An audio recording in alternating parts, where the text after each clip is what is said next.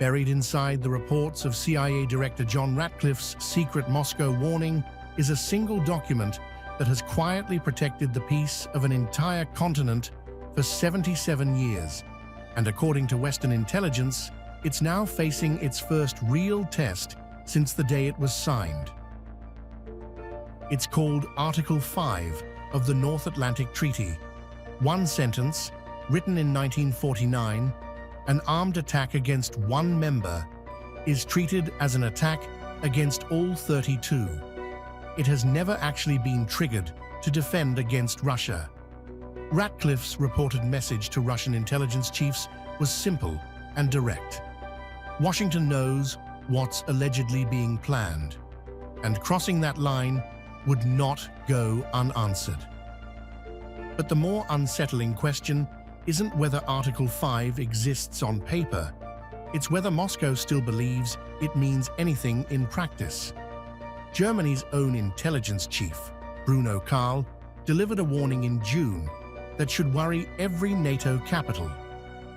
There are people in Moscow who no longer believe that NATO's Article 5 works, and they would like to test it. And that's exactly the danger military analysts keep describing. Russia wouldn't need a full-scale invasion to break NATO apart.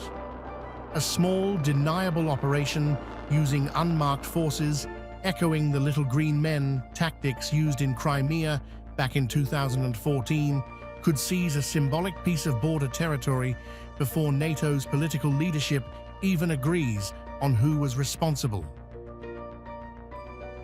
If member states hesitate even briefly while debating attribution, the alliance could freeze at the exact moment unity matters most. And that hesitation alone, according to analysts at the Belfer Center, could shatter NATO's credibility more thoroughly than any battlefield defeat ever could. Which is why every question keeps circling back to Washington. Doubts about America's ultimate commitment only deepened after Defense Secretary Pete Hegseth abruptly fired the U.S. Army's own top general, Randy George, in the middle of an active war in Iran.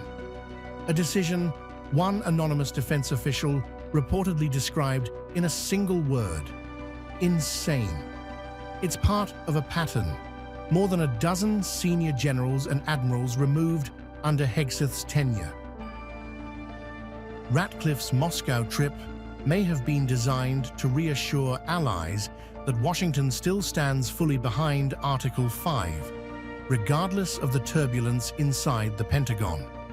But after 77 years of the promise never being seriously tested, the world may be edging closer than ever to finding out, in real time, whether it actually holds.